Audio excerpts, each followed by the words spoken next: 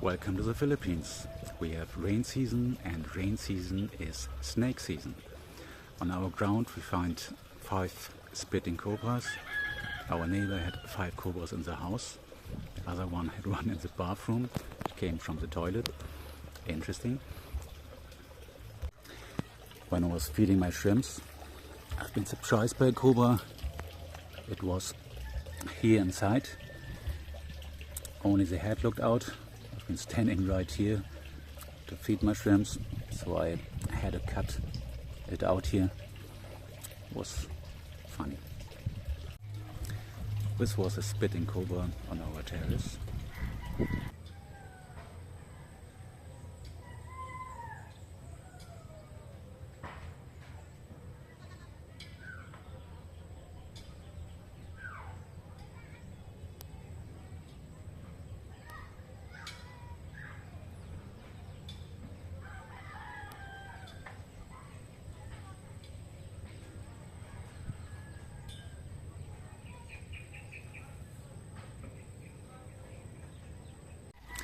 They're called spitting cobras because they spit poison in your eyes, so you become blind, and the bite is deadly. Our friend and neighbor Richard caught a Pitan. Let's take a look.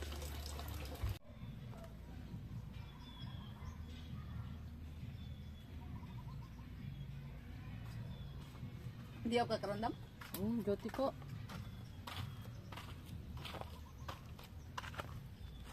Yeah.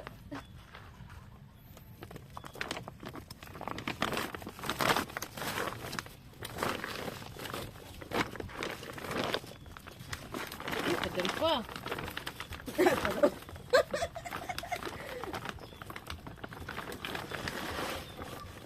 Ipagawas mo mo pang ano mo. Ba, ipagawas lang siya ba? Ayaw siya wiri. Yate.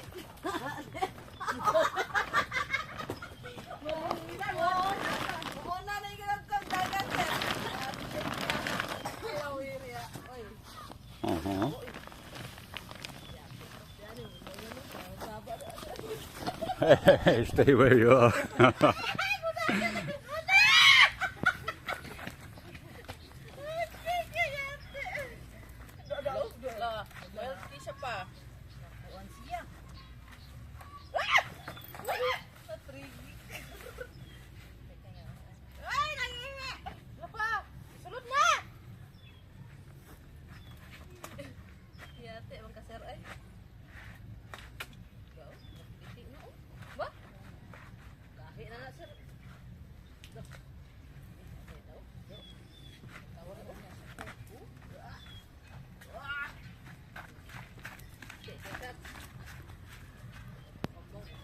Lang nangihi!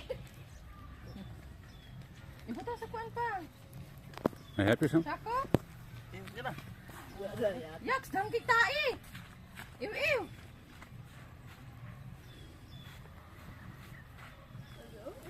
Nagrigid siya mo pa ingon. Lang, musaka na sa buli! Awak toy!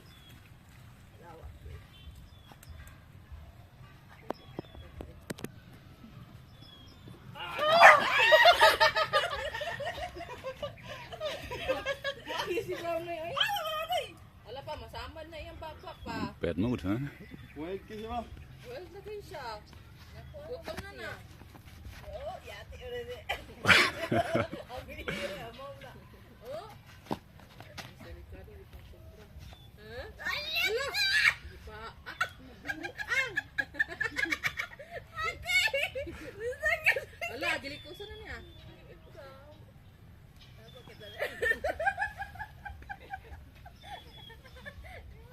Bang pagkid yak. Hindi pa ako po niya. Wala ka na dapat. Enough na chat ay. Nawal ko siya bakay wala mo siya nabuhian dito na sa na kay. Ay pare ka ta. Wala pa. Ito ikaw siya ka ang sa pagkaon. Ano kay sa pagkaon? Dako na siya ba? Kaya dako kay to nakabuhi ay. Kung nakaakan yung dami ba? Niyo, hindi rin niya. Lokoy niya, manawang pa lang ka or mamaroon ka ni sila na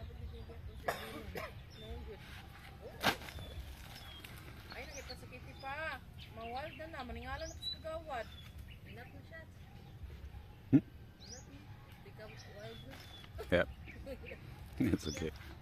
Oh, see? See the mouth? Oh? Look, it's already hungry.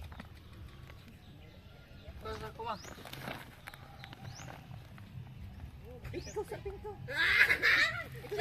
You hold the sections. Grabe.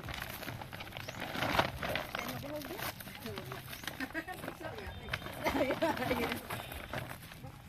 Iya, ready ko ng anian. Oh, nag-amchatan, ang gitiksan.